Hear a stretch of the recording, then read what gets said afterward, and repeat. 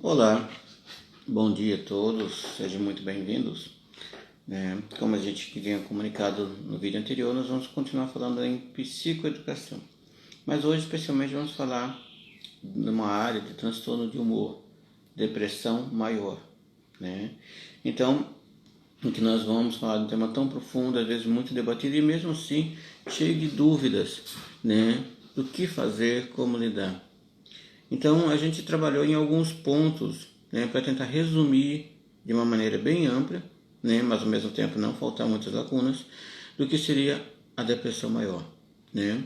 E aí nós colocamos a definição, lógico, começaremos por ela, e dentro disso a depressão hoje, como que ela tem assolado nos últimos tempos, nas últimas décadas, tanto no Brasil quanto no mundo, desmistificando a depressão, que é extremamente importante a gente fazer isso. Afinal de contas, há muitas interpretações, tem muitas variações, muitos usos, às vezes até inapropriados, do que vem a ser essa depressão. Tratamentos e intervenções. Quais são as principais formas de tratamentos utilizados, quais as intervenções, que é óbvio que isso é importante quando a gente fala da psicoeducação, entender melhor esse processo. Entendendo e enfrentando a depressão. Por quê? Porque é uma coisa que é importante, não apenas as pessoas que sofrem da depressão, mas todos os envolvidos, familiares, amigos, colegas, conhecidos, precisam entender. Até porque não é uma coisa exclusiva de um grupo populacional. Nós vamos falar um pouquinho nesse momento também. A depressão em várias fases da vida, que pode estar acontecendo e acontece com frequência. Existem algumas diferenças de abordagens, algumas diferenças de como tratar isso, e estratégias também que são relevantes entender para cada fase da vida. E nesse sentido, trabalhar uma forma de a gente poder perceber isso de uma maneira um pouco mais tranquila. Um tema que é tão importante, tão delicado, ele também tem que ser tratado de uma forma direta e às vezes leve. Às vezes a gente tem muito receio de falar. Eu vou falar aqui de iniciando, para a gente começar a depressão, uma frase, de uma personalidade muito conhecida. Eu sempre achei que a pior coisa da vida era chegar ao fim dela sozinho. Hoje sei que na realidade a pior coisa é terminar a vida cercado de pessoas que fazem você se sentir sozinho. Robbie Williams. Por que começamos com essa frase? Porque alguns mais novos podem não lembrar, mas aqueles como eu que acompanhavam filmes, principalmente década de 80 e 90, sabe do papel e da importância de Robin Williams no cinema. Ele é um humorista, desde a área de desenho animado pelo personagem do gênio do filme Aladdin, a filmes de comédias de diversos temas, o primeiro Jumanji e por aí afora. E isso é uma coisa que nós precisamos entender. Às vezes as pessoas começam a achar que o depressivo é aquele que em todo momento vai demonstrar tristeza, recaimento. Às vezes, na verdade não, é o contrário. Tem uma cena de um filme Luzes da Ribalta, do Charlie Chaplin, que passa a situação de uma pessoa indo no consultório de um psiquiatra e ele fala o seguinte: doutor, eu estou mal, não estou sentindo bem na vida, acho que estou depressivo, estou triste. E ele vai dando os sintomas e as queixas de uma depressão, no caso uma depressão maior, muito persistente. E aí o médico fala para ele assim: não, mas não tem problema, fica tranquilo, isso aí não existe. Aqui perto tem um circo, e se você for nesse circo, você vai ver que tem um palhaço lá que é excelente. Qualquer pessoa que vai lá e conversa assiste o circo e vê a interpretação desse palhaço, esquece todos os problemas, esquece a tristeza, esquece a depressão e fica muito feliz. Então vá nesse circo e depois você me diz como você está se sentindo. E aí o paciente volta, antes de sair do consultório, fala para o médico: mas doutor, aquele circo, o palhaço daquele circo que faz todo mundo se alegrar, sou eu. Porque é importante a gente começar com essas duas situações. Uma é uma alegoria de um filme e outra uma situação real. Né? O ator, o comediante Robin Williams, suicidou-se. Né? Que às vezes a gente tem uma interpretação de que quem está com depressão é só aquele que demonstra o tempo todo tristeza, que demonstra o tempo todo estar sofrendo. Às vezes a depressão está justamente naquele ao contrário. Por isso que eu citei essa cena, né, de Luz da Ribalta do grandioso Chaplin, de que ele faz com que os outros ficam alegres, que é o trabalho dele, é um fato, né? Mas ao mesmo tempo ele não está bem. Então começamos por esse fato, entender que a depressão não tem a ver apenas com demonstrar tristeza. É óbvio que pessoas que têm comportamentos mais tristes, pessoas que têm situações mais de menos energia, possivelmente podem estar com quadro depressivo. Mas nós não podemos descartar aqueles que, de um modo geral, são pessoas que conseguem, não é nem disfarçar, conseguem demonstrar um outro lado, no outro momento da vida, mas internamente estão sofrendo. E às vezes a gente deixa de observar e tomar o devido cuidado com essas pessoas. Né? Então, o que é a depressão maior? Né? Para a gente dar esse pontapé inicial. A depressão maior, né, numa visão geral, né, é um distúrbio mental caracterizado por depressão persistente ou perda de interesse em atividades, prejudicando significativamente o dia a dia. No CID-10 nós vamos encontrar isso no número F32 a F33. Lembrando que a letra F, do Classificação Internacional de Doenças, de uma maneira resumida, que a gente chama o CID, é justamente os transtornos, problemas de comportamento. Por isso, quando a pessoa vai ao psicólogo, a letra F, né, é o principal ponto de investigação. E no caso da área de humor, 32, 33. Tá? Existe só um tipo de depressão? Não, existem inúmeros. Né? Mas nós precisamos destacar alguns para esclarecer. Né? Então, o que acontece de um modo geral ao sujeito? As causas possíveis incluem uma combinação de origens biológicas, tá? Não podemos descartar a biologia, isso é importante, psicológicas e sociais, né? Que geram angústias e angústias persistentes e recorrentes. Por que esses três pontos vão andar juntos? Porque o ser humano é um ser completo, que interage numa sociedade, tem suas questões biológicas envolvidas e tem as questões psicológicas. Por isso, independente do início de um tratamento, seja pelo psiquiatra, seja psicólogo, médico clínico geral, sempre vai estar abordando esses três aspectos, para que a gente não descarte nenhum dos pontos que podem estar interferindo no estado de humor do sujeito. Cada vez mais as pesquisas sugerem que esses fatores podem causar mudanças na função cerebral, incluindo alteração da atividade de determinados circuitos neurais no cérebro. E é isso que acontece. De uma maneira leiga, eu costumo exemplificar que o cérebro é como estradas de chão. Estrada que você usa, às vezes até melhor que asfalto. Ela se compacta, fica sólida e cada vez mais circula-se melhor por ali. Estrada que você não usa, cria mato e deixa de ser estrada. E as nossas conexões não seriam diferentes. Então, o aspecto depressivo, ele causa uma alteração neuroquímica, tanto de produções neuroquímicas, quanto de funções mentais superiores, de estados de alerta, estados de vigília, de interações em geral, de componentes que ativam ou não determinadas reações psicofisiológicas.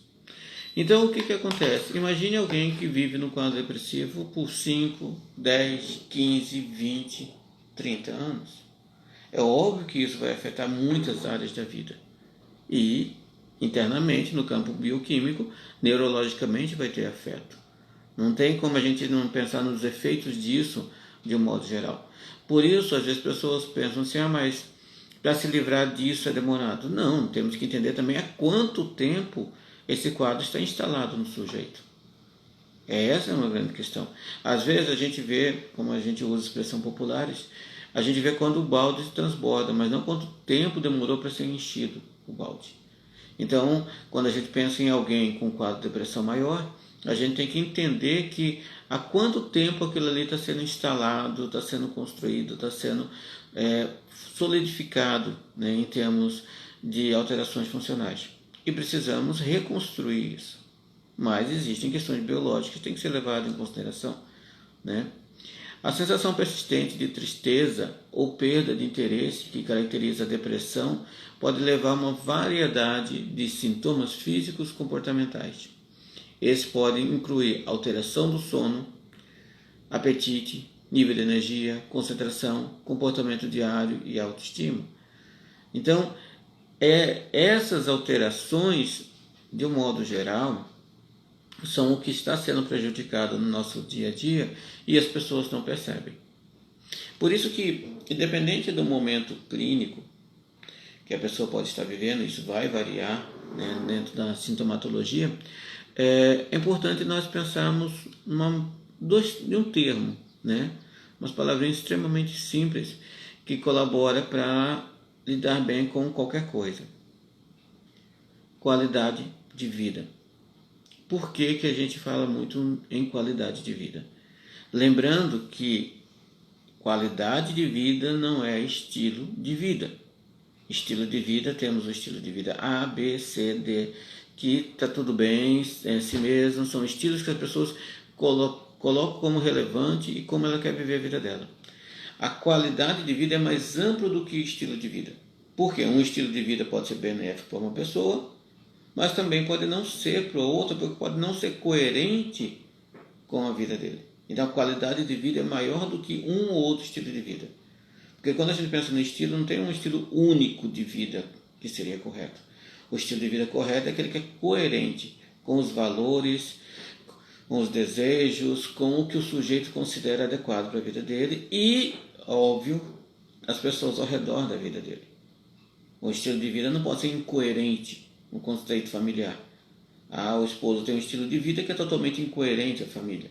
Não, a qualidade de vida é muito maior, todos fazem parte. Mesmo que às vezes tenham alguns estilos de vidas que são distintos, que são diferentes. Então, pensa no que nós às vezes devemos ou não aceitar na vida.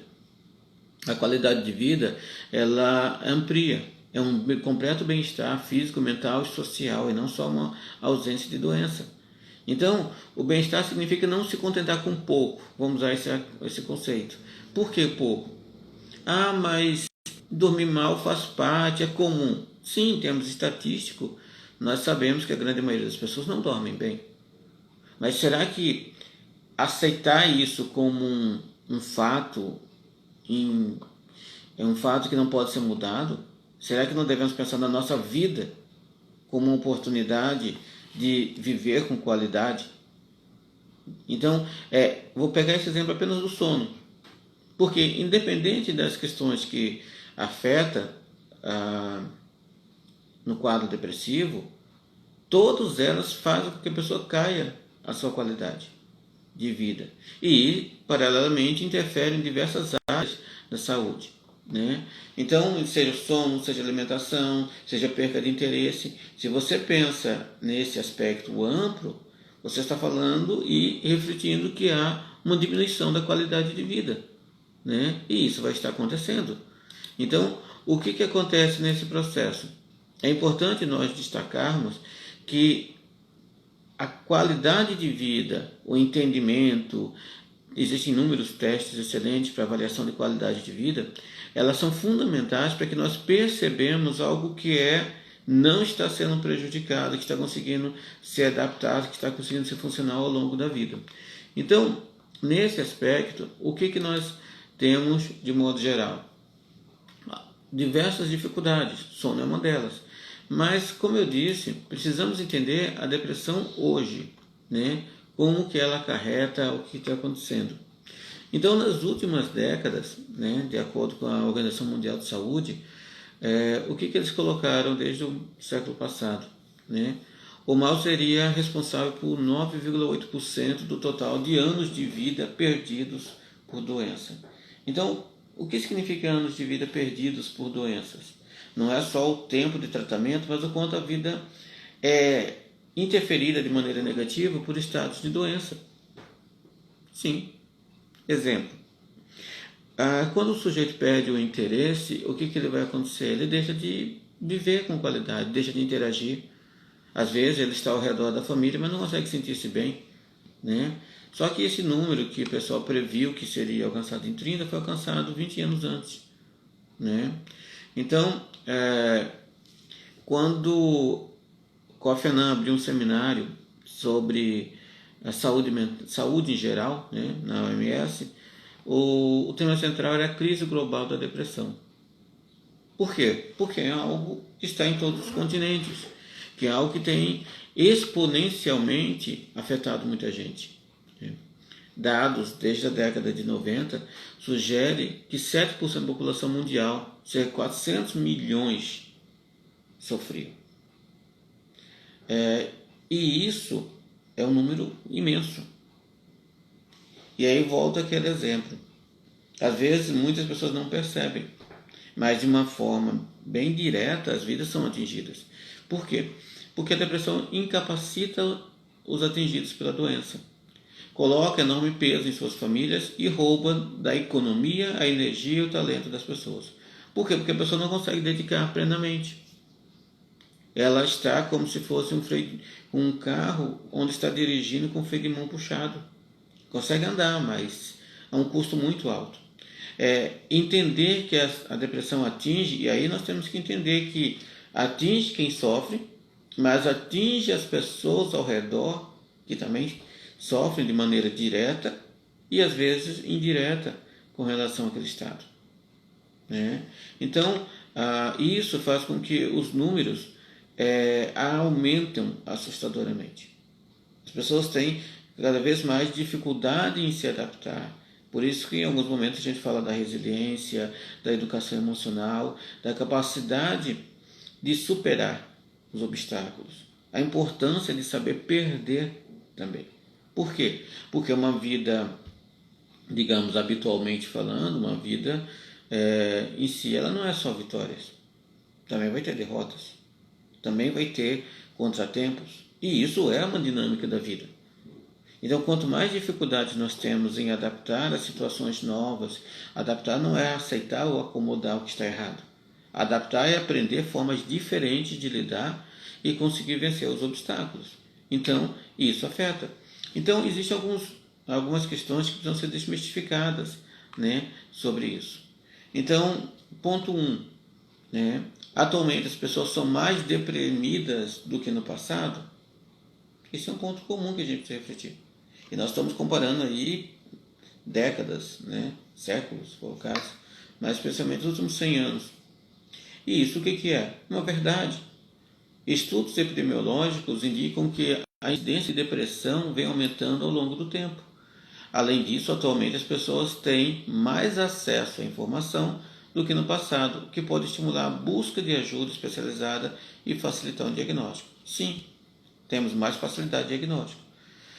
Porém, tão importante quanto o diagnóstico é um tratamento eficaz. Às vezes a pessoa tem um diagnóstico e vive com aquele diagnóstico como se não pudesse ser modificado, não pudesse ser alterado em nada, ela se conforma com isso. Isso é um grande perigo. Né? A pessoa vive com um diagnóstico aí durante 10, 15, 20 anos, é comum. Né?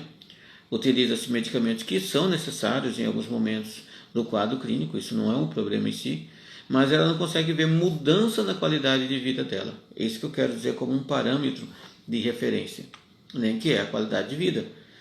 Independente do que a pessoa venha a ser diagnosticada, qual a variação da depressão, aqui estamos falando principalmente da depressão maior, mas ela precisa ter melhora na qualidade de vida. Isso é o que a gente chama, de maneira bem simples, na área clínica, é intervenções baseadas na evidência. O que é intervenções baseadas na evidência? Independente do tratamento do profissional ao qual está acompanhando o sujeito que está cometido pela doença, e tem que ter evidências de que a vida dele está melhorando em termos de qualidade. Isso é um fato. Porque senão não faz sentido apenas uma intervenção e a vida dele ficar em repouso. Não, tem que ter melhoras.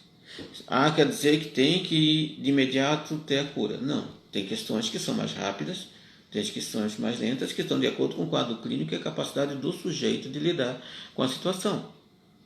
Mas, independente da intervenção, as pessoas envolvidas têm que ver melhoras na qualidade de vida. Às vezes, quem mais demora para perceber a melhora é o sujeito que está tendo o tratamento. Às vezes, os familiares percebem muito mais a melhora do que o sujeito que está tendo tratamento. É natural, porque a cognição vai estar afetada, inclusive em ver resultados. Isso pode acontecer. Mas é conseguir mostrar melhoras no seu quadro clínico. A tristeza extrema e depressão são a mesma coisa? Não, isso é um mito, tá? O termo depressão na linguagem comum costuma ser usado para designar tanto um estado afetivo normal, que é a tristeza, quanto uma doença ou síndrome depressiva propriamente dita, embora se tratem de forma diferente. Então precisamos entender que tristeza em grau elevado não é a mesma coisa que depressão. Porque senão a gente procura quadros de tristeza. Porque o que nós temos que entender? Que a tristeza ela pode estar ligada a uma resposta apropriada a uma situação. Né? A tristeza é uma resposta humana comum a situações de perda, derrota ou outras adversidades.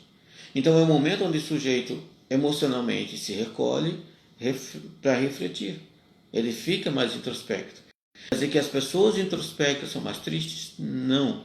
Tá? Aí precisamos destacar 2 pontos. Introspecção e extrospecção. Isso são características de personalidade e não tem nada de errado. Tá? Então, o que acontece? Costumam se atribuir às pessoas mais introspectas serem mais tímidas.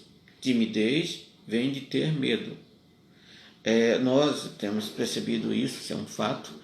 As pessoas têm aumentado o grau de medo social. Nos últimos 2 anos, o número aumentou imensamente. Né?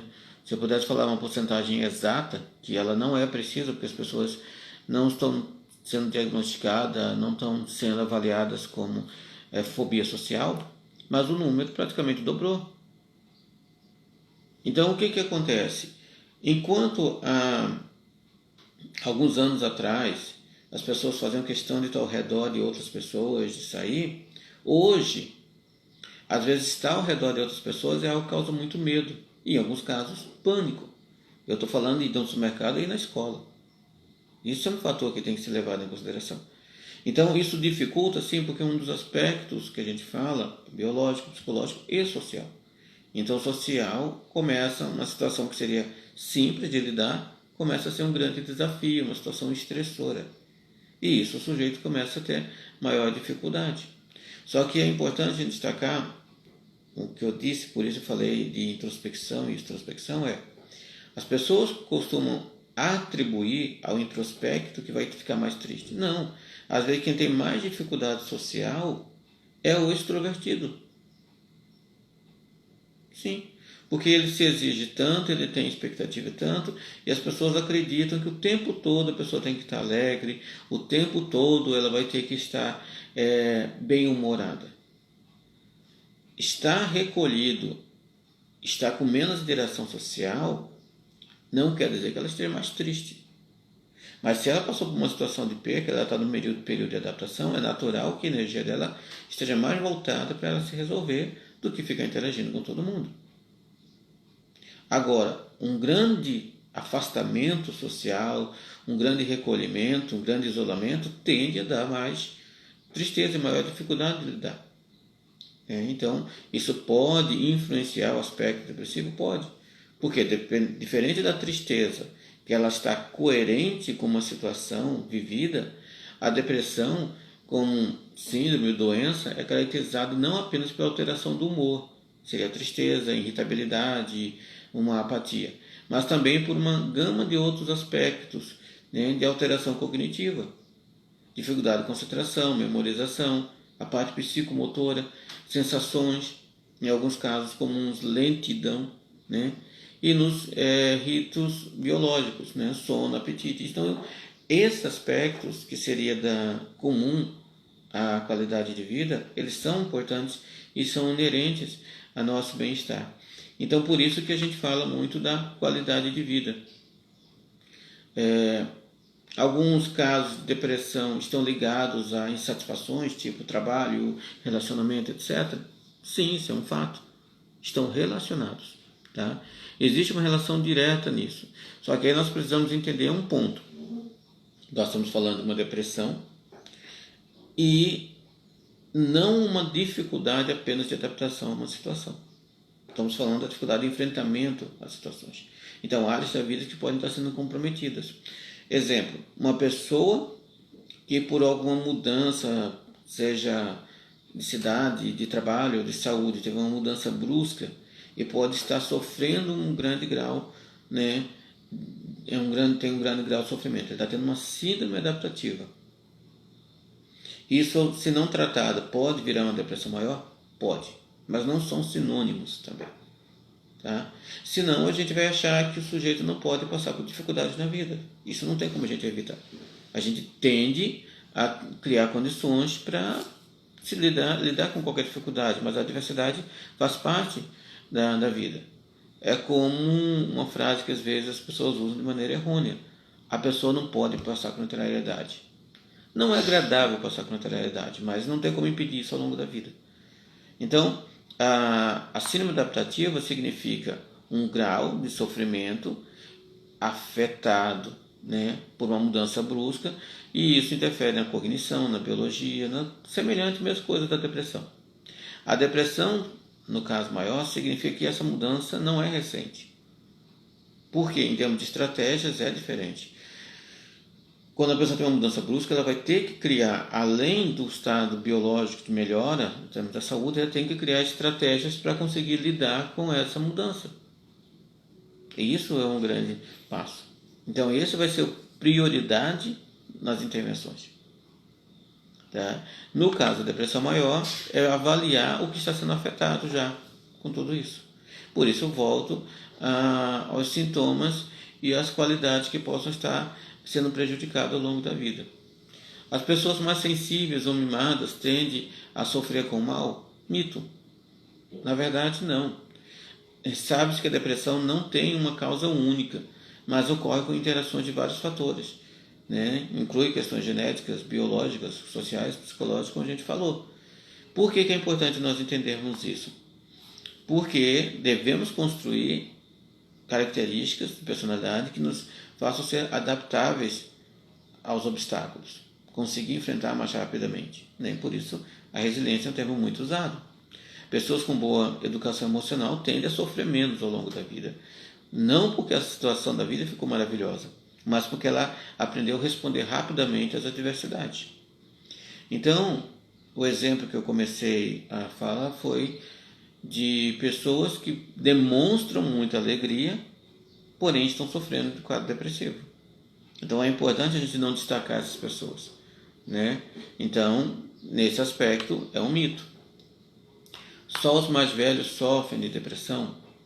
Isso é um grande mito, porque a depressão pode atingir indivíduos em qualquer idade. Eu já atendi crianças com quadros depressivos com 4, 5, 6 anos de idade. Né? E aí, quando você atende e consegue fazer uma intervenção adequada, eu lembro de uma cliente, há muitos anos atrás, que eu conversei com a mãe, a criança, na época, acho que eram uns 5 anos de idade, e depois de uns 30 minutos de conversa, intervenção ali, a criança sorriu. E aí a mãe começou a chorar durante a primeira consulta. E aí eu, discretamente, perguntei à mãe o que estava acontecendo. E aí a mãe falou que há 6 meses não via a filha dar um sorriso. Então isso acontece com crianças? Acontece. Tá? Por isso que a gente tem que tomar muito cuidado hoje com uma tendência de isolamento. É óbvio que a estrutura que nós temos hoje, diferente da 50 anos atrás, era muito diferente. Um quarto de uma criança hoje tem qualquer recurso. Mas mesmo assim, o isolamento não é saudável, porque precisamos de interações. Ah, mas tem os amiguinhos na rede social, conversa pela rede social. Tá, mas precisamos de outras interações. Interações com a família. Porque se você pensa num grau, sei lá, uma família, né, 5 pessoas, membros da família, onde as pessoas não estão interagindo presencialmente, estão no mesmo espaço físico, e aí nós estamos falando de crianças. Ah, mas ele tem internet no quarto? Tem, nós temos recursos. Mas não é para ser usado em excesso. Então, esses que eles consideram, mas é normal, às vezes já é um grau de isolamento. Por isso, devemos interagir com as pessoas que são as mais importantes na nossa vida. Primeiro momento a família, depois os amigos, os colegas e por aí vai. Então, não é algo exclusivo a uma faixa etária da vida. As crianças sofrem muito. Tanto é que muitos suicídios infantis são confundidos com acidentes domésticos. Isso é um fato que é ao mesmo tempo que é assustador, mas é um alerta que tem que ser entendido. A criança querer entender o sentido da vida. Eu não estou aqui menosprezando a capacidade cognitiva da criança, estou dizendo que isso não é uma coisa fácil para ninguém, nem para filósofo, nem para nós da psicologia. O sentido da vida ele é construído. Querer achar isso pronto pode até ser um caminho, mas a vida por si só faz sentido. Algumas abordagens colocam que a primeira pergunta a ser avaliada na nossa vida é se vale a pena viver. Eu, enquanto psicólogo comportamental, não vou concordar com uma frase dessa. Vale a pena viver. Isso é uma realidade, isso é uma verdade. A verdade não é relativa. Como se viver, essa sim é a reflexão. Mas que a vida vale, isso é uma verdade. Isso é inquestionável. Na minha avaliação, a partir do momento que a pessoa começa a ficar em dúvida se vale a pena não viver, aí ela precisa de cuidados. Não saber como é a melhor forma de viver, isso é coerente. Que profissão quer seguir, como vai relacionar, com quem se relacionar, isso são dúvidas de como viver. E está tudo bem. Agora, se vale ou não a pena viver, isso para mim, eu entendo que é um alerta que tem que ter. A pessoa pode, com depressão, pode se levar a ter comportamentos violentos? Não necessariamente. Tá? Não é um fato. Ela tende a ter mais irritabilidade. Só que a grande questão aí, que nós temos que entender, e aí eu vou ter que fazer um aspas, é que quando a gente fala de uma doença, de um transtorno, a gente fala de uma maneira como esse transtorno ocorre. Como que ele, em termos de funcionalidade, existe dentro da parte cognitiva do indivíduo. Mas nas escolas, quando a gente estuda psicopatologia, a gente estuda cada um separado. A pessoa, depressão é isso, ansiedade é isso, transtorno de personalidade é isso. Perfeito. Quando a gente vai para a nossa realidade de atuação, a gente sabe que não é tão didático. Uma pessoa depressiva pode ter síndromes ansiosas? É óbvio que pode. Geralmente tem o que a gente chama de comorbidade. Uma pessoa tem mais de 1, 2, 3 quadros clínicos. Uma pessoa com problema intestinal, com síndrome de intestino irritado, pode ter depressão? Possivelmente vai ter. Porque ela vai ter perda de nutrientes. E esses nutrientes são fundamentais para poder regular o humor dela. Então tem que ser tratado as duas coisas? Sim, tem que ser tratado as duas coisas. Porque senão a gente está descartando a parte biológica do sujeito. Então, é importante entendermos isso. A irritabilidade. A irritabilidade, ela normalmente faz parte de um aspecto de alteração de humor. Sim. Como ele lida com essa irritabilidade? A tendência, como a gente fala, é que a agressividade ela tende a aumentar. Porque ela vai se manifestando de uma maneira mais intensa, irritado, e que depois começa, em termos de avaliação cognitiva, comportamentos irritadiços, como se fosse comum, como se fosse aceitável no convívio social. E isso tende a aumentar e pode sim, né? Não pelo quadro depressivo, mas pode ter comportamentos mais agressivos por uma habituação, por uma constância de irritabilidade. Toda situação de luto leva à depressão? Não. Que se fosse o fato, todo mundo que perdeu alguém estaria clinicamente diagnosticado com depressão. Ela tem uma reação normal à perca, né? A gente fala o luto simbolizando a morte, mas a luto está referente também a perdas em geral, dependendo do que ela considera relevante, dependendo do que ela considera que é difícil lidar. Só que esse luto, ele precisa de adaptação. Pode chegar a um ponto de um luto patológico, é uma outra característica, é outra intervenção. Para quem vivencia os familiares das pessoas atingidas por isso, pode achar que é depressão, mas a estratégia não é o mesmo. O foco da intervenção psicoterapêutica e da psicoeducação não é o mesmo. É fortalecer a adaptação a uma nova situação, né? Então não é uma garantia. Tá? Então as pessoas precisam distinguir isso. As percas e se adaptar às percas é importante. Senão a gente vai achar que todo quadro depressivo surge porque a pessoa teve uma dificuldade. Não. Muito quadro depressivo não tem um desencadeante visível aos olhos de todos e causou tudo a partir dali, né? A depressão é 100% curável? Aí vem uma boa informação. Sim, é uma verdade. Tá? Algumas pessoas têm um único episódio depressivo na vida e se recuperam totalmente com o tratamento. Já outros podem ser mais de um episódio depressivo, o que é chamado de transtorno depressivo recorrente. No entanto, mesmo esses últimos conseguem retornar a uma funcionalidade normal. Eu sei que a palavra funcionalidade parece muito fria e técnica, mas é como que as pessoas interagem. E isso tem a ver com qualidade de vida. Então, é possível? Sim. O que vai determinar é o grau de comprometimento e o que é necessário para conseguir recuperar isso. Porque senão não faz muito sentido a pessoa acreditar que por ela estar passando por aquilo, ela nunca vai ter uma vida, no sentido da palavra, normal ou, melhor ainda, saudável. Né? Então, sim, é possível, sim, e é curável. Tá? Isso quer dizer que alguém que teve, sei lá, uns 2 episódios depressivos na adolescência nunca vai ter uma dificuldade ao longo da vida? Não, não é isso que a gente está falando. Qualquer um de nós pode ter dificuldade em adaptações novas, pode ter tristezas profundas, são coisas diferentes, e pode ter depressão ao longo da vida. O importante é entender que o fato de alguém ter tido alguns episódios ao longo da vida, seja na infância, na adolescência, não é uma garantia que ela vai ter ao longo da vida inteira. Sabemos que ambientes depressivos ampliam possibilidades de quadros depressivos.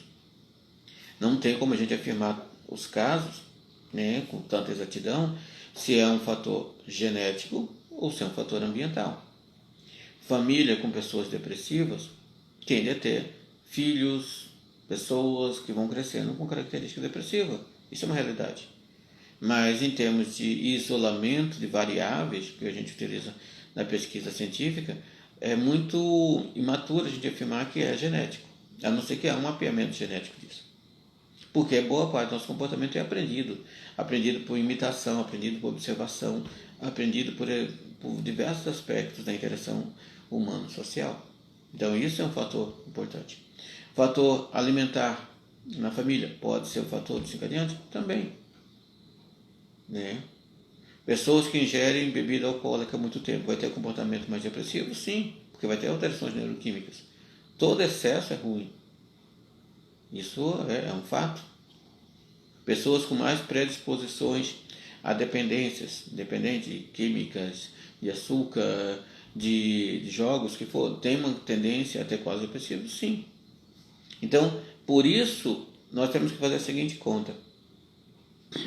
Quando a gente fala de um aspecto que às vezes acaba ocorrendo quando falamos em processos depressivos, que é o suicídio, tentativas de suicídios, a gente faz uma seguinte conta por alto.